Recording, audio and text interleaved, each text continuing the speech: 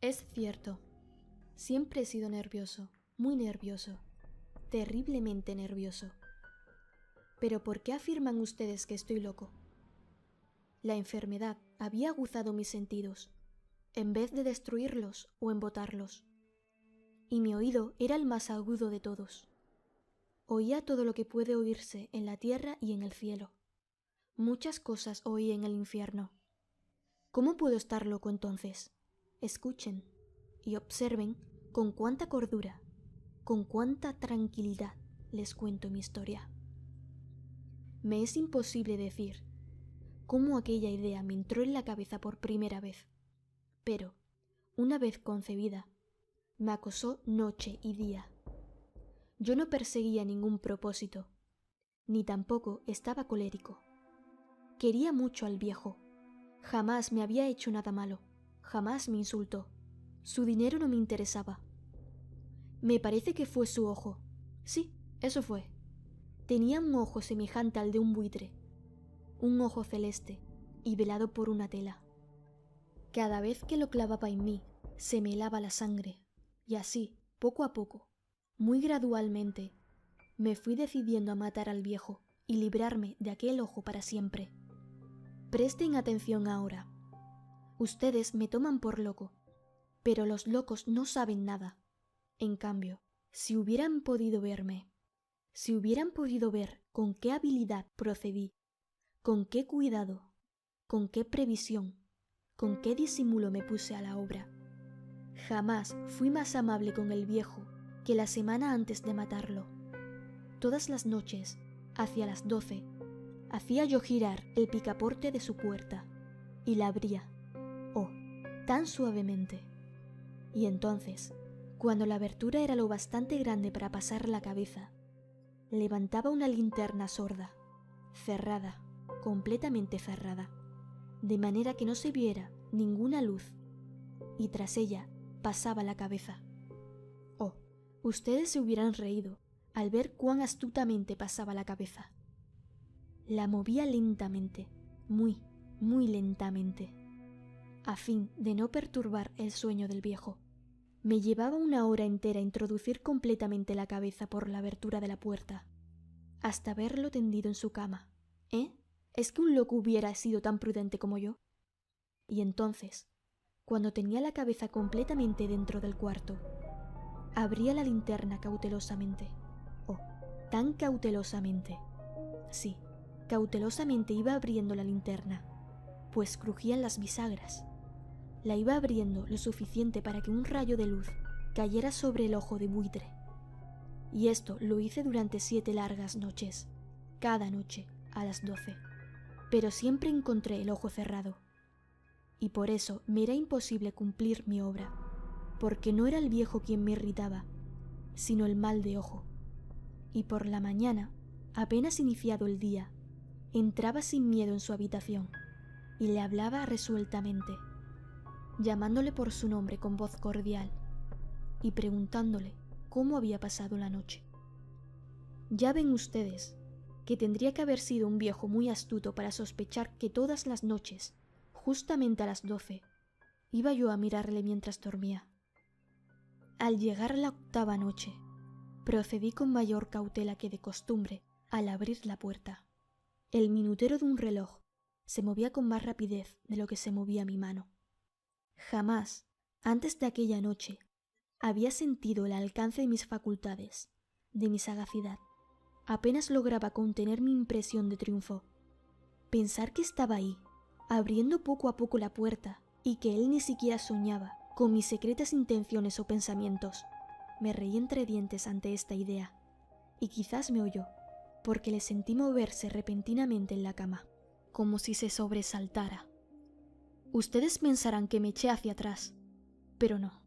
Su cuarto estaba tan negro como la pez, ya que el viejo cerraba completamente las persianas por miedo a los ladrones. Yo sabía que le era imposible distinguir la abertura de la puerta, y seguí empujando suavemente, suavemente. Había ya pasado la cabeza, y me disponía a abrir la linterna, cuando mi pulgar resbaló en el cierre metálico, y el viejo se enderezó en el lecho, gritando: «¿Quién está ahí?». Permanecí inmóvil, sin decir palabra. Durante 1 hora entera no moví un solo músculo, y en todo ese tiempo no oí que volviera a tenderse en la cama. Seguía sentado, escuchando, tal como yo lo había hecho, noche tras noche, mientras escuchaba en la pared los taladros cuyo sonido anuncia la muerte. Oí de pronto un leve quejido, y supe que era el quejido que nace del terror. No expresaba dolor o pena, o no. Era el ahogado sonido que brota del fondo del alma cuando el espanto la sobrecoge. Bien conocía yo ese sonido. Muchas noches, justamente a las 12, cuando el mundo entero dormía, surgió de mi pecho, ahondando con su espantoso eco los terrores que me enloquecían. Repito que lo conocía bien. Comprendí lo que estaba sintiendo el viejo y le tuve lástima, aunque me reí en el fondo de mi corazón. Comprendí que había estado despierto desde el primer leve ruido, cuando se movió en la cama. Había tratado de decirse que aquel ruido no era nada, pero sin conseguirlo. Pensaba, no es más que el viento en la chimenea, o un grillo que chirrió una sola vez. Sí, había tratado de darse ánimo con esas suposiciones. Pero todo era en vano. Todo era en vano, porque la muerte se había aproximado a él, deslizándose furtiva, y envolvía a su víctima. Y la fúnebre influencia de aquella sombra imperceptible era lo que le movía a sentir. Ahora no podía verla ni oírla, a sentir la presencia de mi cabeza dentro de la habitación. Después de haber esperado largo tiempo, con toda paciencia, sin oír que volviera a acostarse, resolví abrir una pequeñísima ranura en la linterna. Así lo hice. No pueden imaginarse ustedes con qué cuidado, con qué inmenso cuidado, hasta que un fino rayo de luz, semejante al hilo de la araña, brotó de la ranura y cayó de lleno sobre el ojo de buitre. Estaba abierto de par en par, y yo empecé a enfurecerme mientras lo miraba. Le vi con toda claridad, de un azul apagado, y con aquella horrible tela que me helaba hasta el tuétano. Pero no podía ver nada de la cara o del cuerpo del viejo, pues, como movido por un instinto, había orientado el haz de luz exactamente hacia el punto maldito. ¿No les he dicho ya que lo que toman erradamente por locura es solo una excesiva agudeza de los sentidos? En aquel momento llegó a mis oídos un resonar apagado y presuroso, como el que podría hacer un reloj envuelto en algodón. Aquel sonido también me era familiar. Era el latir del corazón del viejo. Aumentó aún más mi furia, tal como el redoblar de un tambor estimulando el coraje de un soldado. Pero, incluso entonces, me contuve y seguí callado. Apenas si respiraba. Sostenía la linterna de modo que no se moviera, tratando de mantener con toda la firmeza posible el haz de luz sobre el ojo. Entretanto, el infernal latir del corazón iba en aumento. Se hacía cada vez más rápido, cada vez más fuerte, momento a momento. El espanto del viejo tenía que ser terrible. Cada vez más fuerte, más fuerte. ¿Me siguen ustedes con atención? Les he dicho que soy nervioso. Sí, lo soy. Y ahora, a medianoche, en el terrible silencio de aquella antigua casa, un resonar tan extraño como aquel me llenó de un horror incontrolable. Sin embargo, me contuve todavía algunos minutos y permanecí inmóvil. Pero el latido crecía cada vez más fuerte, más fuerte. Me pareció que aquel corazón iba a estallar, y una nueva ansiedad se apoderó de mí. Algún vecino podía escuchar aquel sonido. La hora del viejo había sonado. Lanzando un alarido, abrí del todo la linterna y me precipité a la habitación. El viejo clamó una vez, nada más que una vez. Me bastó un segundo para arrojarle al suelo y echarle encima el pesado colchón. Sonreí alegremente al ver lo fácil que me había resultado todo, pero, durante varios minutos, el corazón siguió latiendo con un sonido ahogado. Claro que no me preocupaba, pues nadie podría escucharlo a través de las paredes. Cesó, por fin, de latir. El viejo había muerto. Levanté el colchón y examiné el cadáver. Sí, estaba muerto, completamente muerto. Apoyé la mano sobre el corazón y la mantuve así largo tiempo. No se sentía el menor latido. El viejo estaba bien muerto. Su ojo no volvería a molestarme. Si ustedes continúan tomándome por loco, dejarán de hacerlo cuando les describa las astutas precauciones que adopté para esconder el cadáver. La noche avanzaba mientras yo cumplía con mi trabajo. Ante todo, descuarticé el cadáver. Le corté la cabeza, brazos y piernas.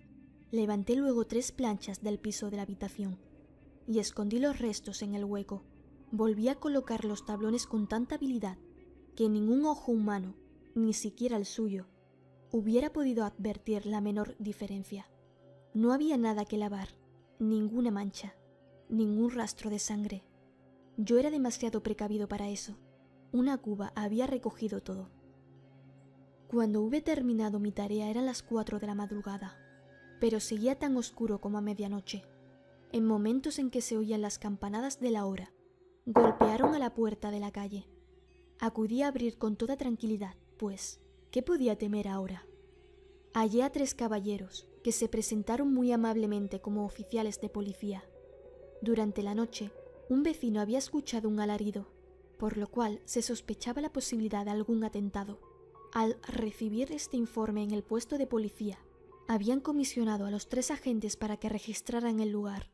Sonreí pues. ¿Qué tenía que temer? Di la bienvenida a los oficiales y les expliqué que yo había lanzado aquel grito durante una pesadilla. Les hice saber que el viejo se había ausentado a la campaña. Llevé a los visitantes a recorrer la casa y los invité a que revisaran bien. Finalmente, acabé conduciéndolos a la habitación del muerto. Les mostré sus caudales intactos y cómo cada cosa se hallaba en su lugar. En el entusiasmo de mis confidencias, traje sillas a la habitación y pedí a los 3 caballeros que descansaran allí de su fatiga, mientras yo mismo, con la audacia de mi perfecto triunfo, colocaba mi silla en el exacto punto bajo el cual reposaba el cadáver de mi víctima. Los oficiales se sentían satisfechos, mis modales los habían convencido. Por mi parte, me hallaba perfectamente cómodo. Se sentaron y hablaron de cosas comunes, mientras yo les contestaba con animación. Mas, al cabo de un rato, empecé a notar que me ponía pálido y deseé que se marcharan. Me dolía la cabeza y creía percibir un zumbido en los oídos, pero los policías continuaban sentados y charlando. El zumbido se hizo más intenso, seguía resonando y era cada vez más intenso. Hablé en voz muy alta para librarme de esa sensación, pero continuaba lo mismo y se iba haciendo cada vez más clara, hasta que, al fin, me di cuenta de que aquel sonido no se producía dentro de mis oídos. Sin duda debí de ponerme muy pálido, pero seguía hablando con creciente soltura y levantando mucho la voz. Empero, el sonido aumentaba. ¿Y qué podía yo? Era un resonar apagado y presuroso, un sonido como el que podría hacer un reloj envuelto en algodón. Yo jadeaba, tratando de recobrar el aliento, y sin embargo, los policías no habían oído nada. Hablé con mayor rapidez, con vehemencia, pero el sonido crecía continuamente. Me puse en pie y discutí sobre insignificancias en voz muy alta y con violentas gesticulaciones, pero el sonido crecía continuamente. ¿Por qué no se iban? Anduve de un lado a otro, a grandes pasos, como si las observaciones de aquellos hombres me enfurecieran, pero el sonido crecía continuamente. ¡Oh Dios! ¿Qué podía hacer yo? Lancé espumarajos de rabia, maldije, juré, balanceando la silla sobre la cual me había sentado. Raspé con ella las tablas del suelo, pero el sonido sobrepujaba a todos los otros y crecía sin cesar, más alto, más alto, más alto. Y entre tanto los hombres seguían charlando plácidamente y sonriendo. ¿Era posible que no oyeran? ¡Santo Dios! No. Claro que oían y sospechaban, sabían y se estaban burlando de mi horror. Sí, así lo pensé y así lo pienso hoy. Pero cualquier cosa era preferible a aquella agonía. Cualquier cosa sería más tolerable que aquel escarnio. No podía soportar más tiempo sus sonrisas hipócritas. Sentí que tenía que gritar o morir. Y entonces, otra vez, escuchen, más fuerte, más fuerte, más fuerte, más fuerte. Basta ya de fingir, malvados. Aullé. Confieso que lo maté. Levanten esos tablones, ahí, ahí, donde está latiendo su horrible corazón.